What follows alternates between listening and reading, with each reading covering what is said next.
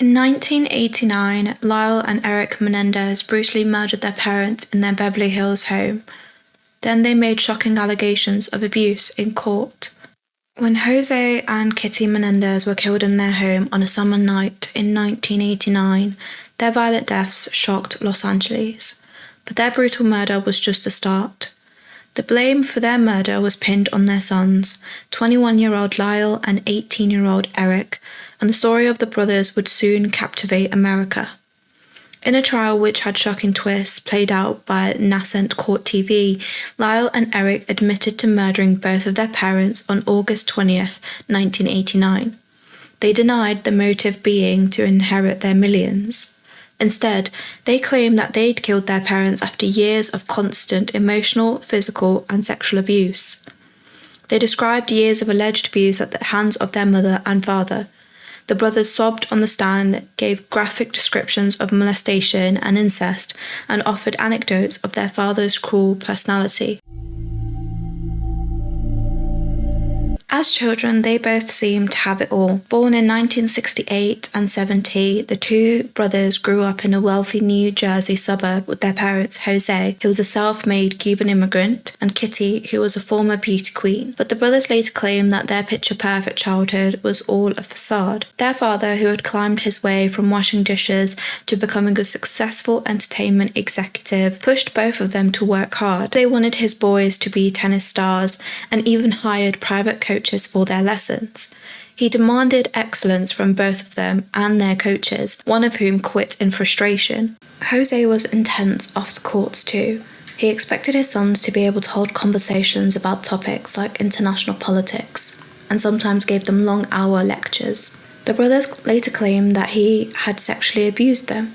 One of their cousins later told ABC News that when Lyle was 8 years old and she was 17, he told her that his father had molested him. She then told Kitty, but she didn't believe her. Years and years went on and the cracks began to show in the family. After they moved to Southern California for Jose's work in 1986, the brothers started getting into trouble for stealing from their neighbours' homes. Rolling Stone reported that their crime spree enraged Jose to such an extent that he allegedly amended his will so his sons would receive less. He was even thinking about removing them entirely. But before he had the chance, the brothers had lost their only hope and turned into survival mode. On August 20th, 1989, in complete hysterics, Lyle Menendez, then 21, called 911. He said, "They shot and killed my parents." While sobbing outside the home, his 18-year-old brother Eric wailed into the night as well as the police arrived. As the brothers put it, they'd spent the evening at the movies. Because Eric needed his ID for the next stop that night, they returned to the family home to pick it up and found their parents dead. Eric explained, "Once we realised what had happened after we called the police, it started sinking into our heads. These aren't just two people, these are our parents." Jose had been shot at least 5 times on the sofa, sustaining a mortal wound to the head along with wounds in the arms and legs. Kitty had apparently tried to flee from her attackers, but she had been shot 10 times. According to Rolling Stones, the brothers' grief seemed so genuine that the police didn't follow protocol as they examined the scene. They didn't test the brothers' hands for gunshot residue and didn't conduct a formal interview until 2 months after the murders. The gruesome double murder initially seemed to be a gangland-style killing. As time went on, the brothers started to arouse suspicions from investigators. Both of them burned through $700,000 of their father's $14 million fortune in 6 months, spending lavishly on expensive cars, watches, tennis coaches, and exotic vacations.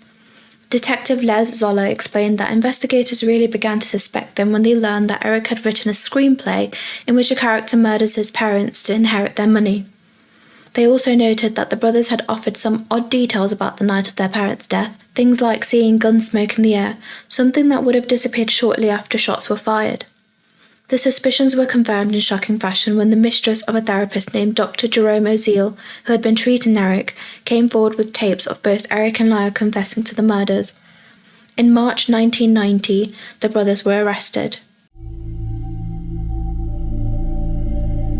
While arguments continued over whether or not the tapes were admissible in court, Eric and Lyle's trial captivated the nation. In 93, the case played out and brought the drama of the family out into the world. As the brothers told it, their parents' murder had come after years and years of emotional, physical, and sexual abuse. Not only were they punched and belt-whipped, but both brothers also offered harrowing testimony of the sexual abuse at the hands of their father. Lyle testified, "We would be in the bathroom and he would put me on my knees and have oral sex with me. He raped me. He said that abuse lasted from the time he was 6 to the time he was 8. Eric said that he suffered sexual abuse at the hands of his father. He would have me give him oral sex and he would stick needles or tacks into my thighs as he was doing this," he said to the jury. They said that they had been in an incestuous relationship with their mother. Both said that they slept in her bed as teenagers when Jose was gone, and Lyle said he would touch her everywhere. Despite all these recounts of everything they went through, the prosecution maintained that the brothers had killed their parents in cold blood for their money. The California Supreme Court ruled that the taped confessions were indeed admissible in court, and investigators found that the brothers had bought the guns they used during the murder with stolen ID. Lyle had told a friend that he'd deleted his father's amended will shortly after his death. Though both brothers' trials ended in mistrials in 94, they went back to court in 95 for a retrial, where videotaping was banned, and they were each found guilty of first-degree murder in 96. The brothers were then sentenced to life in prison, where they remained.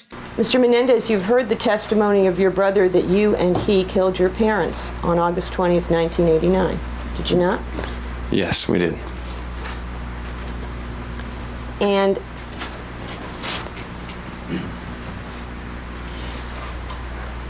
what do you believe was the originating cause of you and your brother ultimately winding up shooting your parents? Me telling. You telling what? Me telling Lyle that, You telling Lyle what? Was it you telling Lyle about something that was happening? my dad.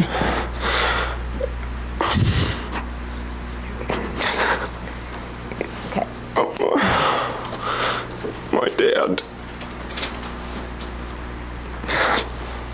Your Honor, can I ask a leading question? If you don't ask. My dad. Wait 1 second, Mr. Menendez. Okay, let me ask. No, he was in the process of answering, so there's no need to ask him. Can you answer the question? Yes. Okay, it was you telling Lyle what? My dad had been molesting me. And did you want something from your brother? Is that why you told him? I wanted to stop. Were you seeking help from your brother? Yes. And when you were in Israel in 1990, did you feel that seeking help from your brother was why your brother was in jail? Yes.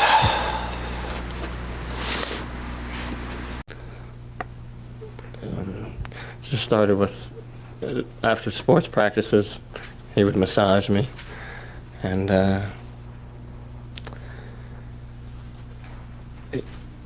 we would have these talks, and he would show me, and he would fondle me, and he would ask me to do the same with him, and I would touch him, and we would undress.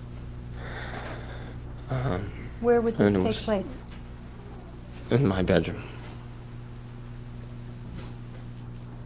And how often would this happen?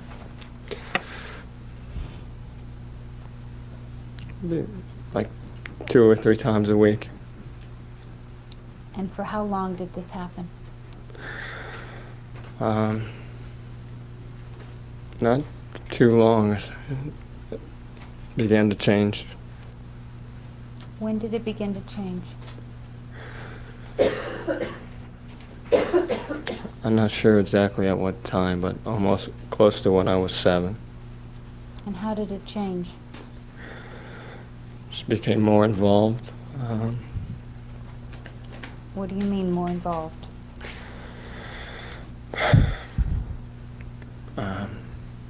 We would be in the bathroom, and he would put me on my knees, and he would guide me, all my movements, and I would have oral sex with him. Did you want to do this?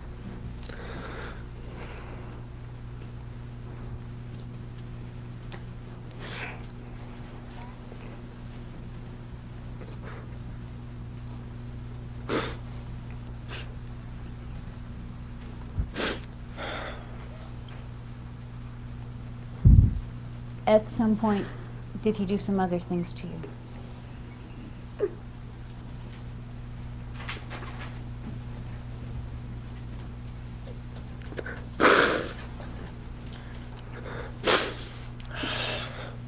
Yes. What else did he do to you?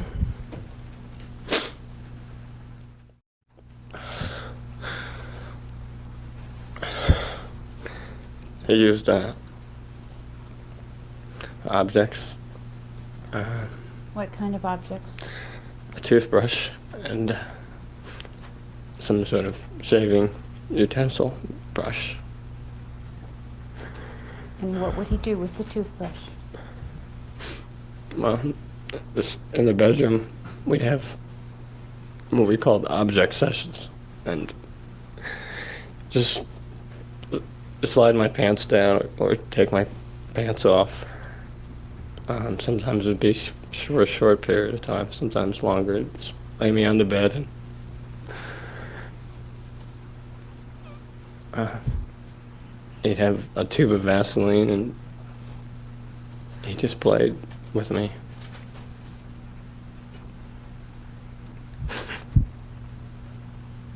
And was there some point in time when he decided to use something besides the toothbrush?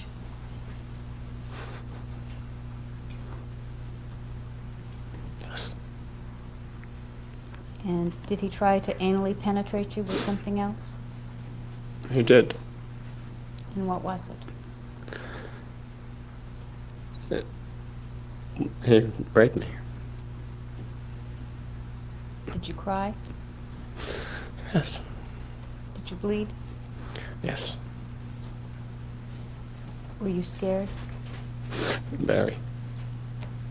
Did you ask him not to? Yes. How did you ask him not to? I just told him, I don't.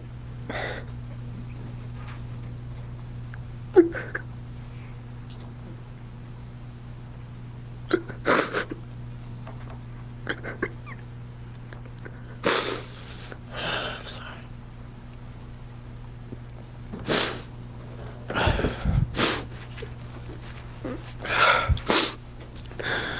I just told him that I didn't want to do this, and that it hurt me.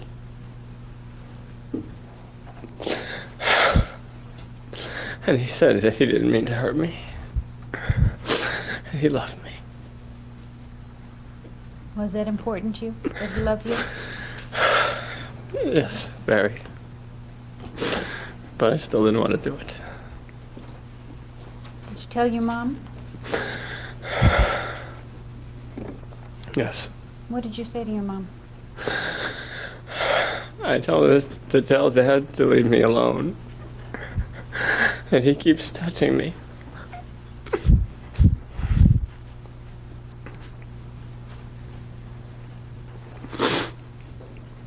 What did your mom say? She told me to stop it. And that I was exaggerating.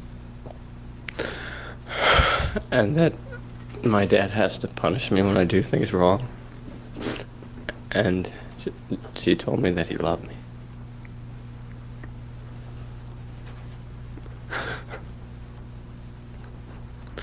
Did you ever tell anybody else? When? Did you ever tell anybody else when you were a child? You heard Diane Vandermolen testify. Do you Yes. remember telling her? No. Did you complain to your cousin Alan? No, not about that. Just about punishment. As a child, did you ever tell anybody else what had happened with your dad? Yes. as a child? No. Why not? I was afraid, and my dad didn't want me to. What did he tell you about telling people?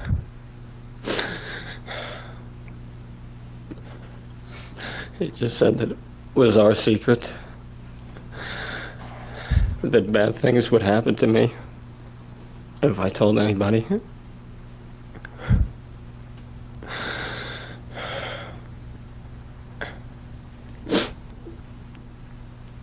And I told him I never would.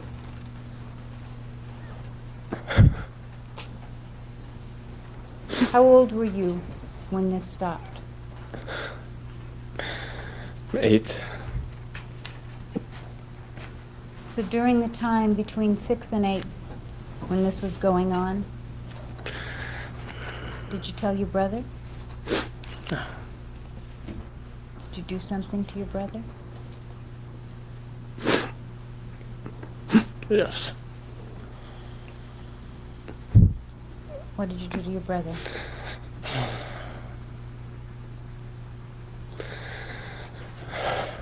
I took him out to the woods whenever I felt,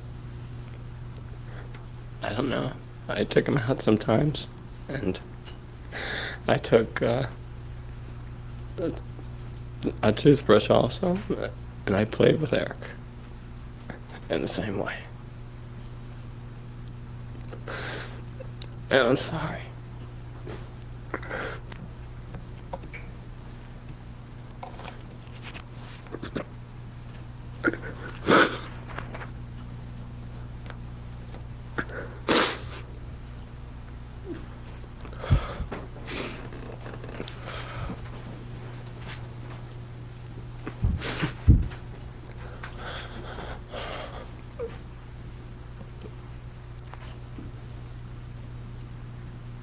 It stopped for you with your dad when you were 8. When you were about 13, did you think that it might be happening to someone else? Yes. And who did you think it was happening to? Eric. And did you do something about it? Yes. What did you do? I talked to my dad. What did you say to your dad? I told him that I knew what was going on with him and Eric, and I heard noises, and that I wanted him to leave Eric alone.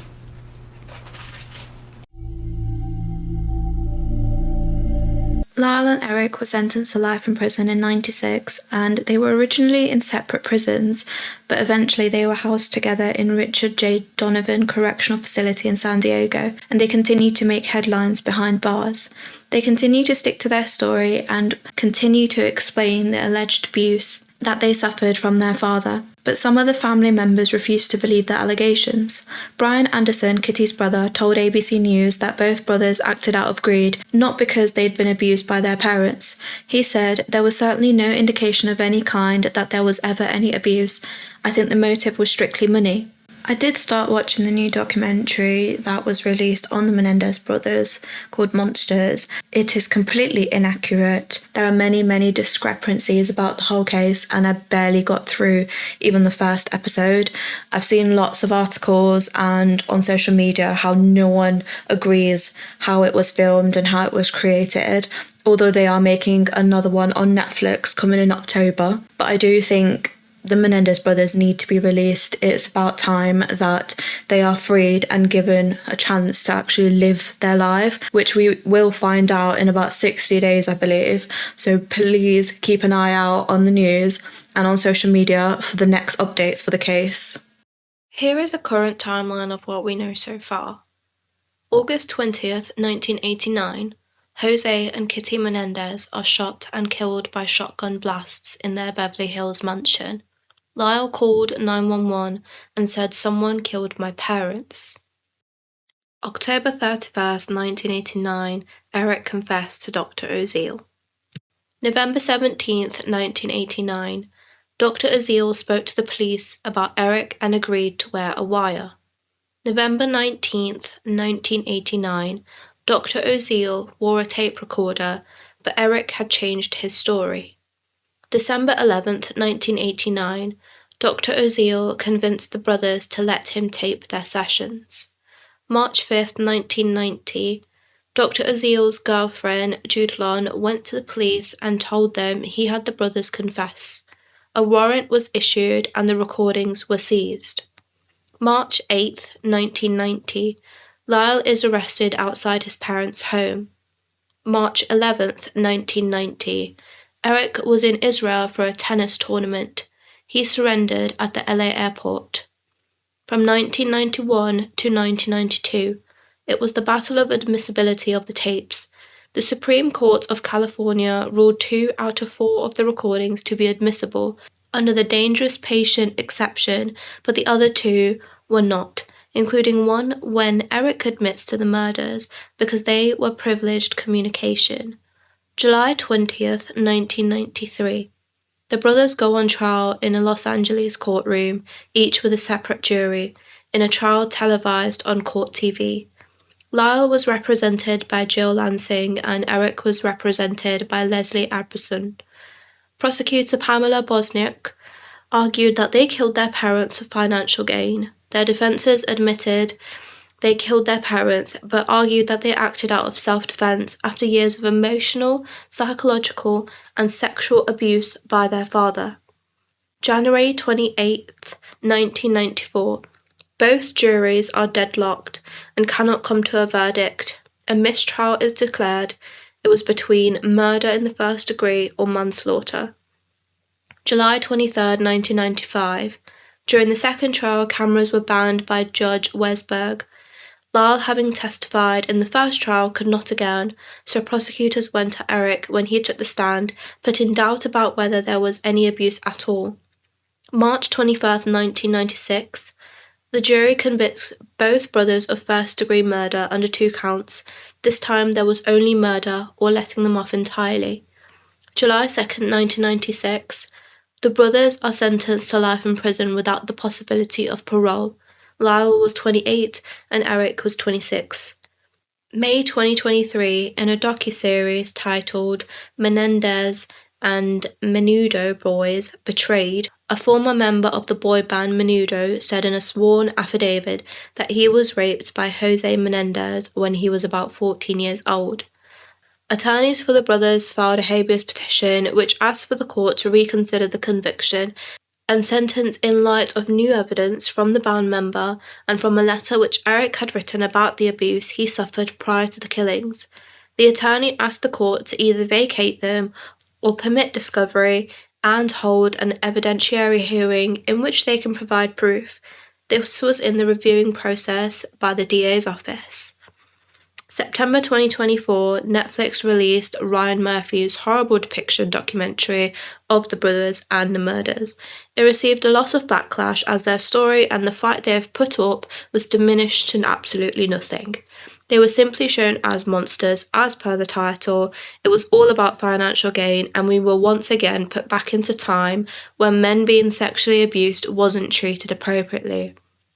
October 5th, 2024, the LA County DA told CNN that it was important to review the evidence that the defense had put forth. He noted that times have changed, and in terms of how the courts treat victims of sexual abuse, he said that there is no question that today's jury will view the case very differently compared to the jury back then. He noted that shows and films have had a huge impact on the case. A hearing for their petition is set to be held on November 29th of this year.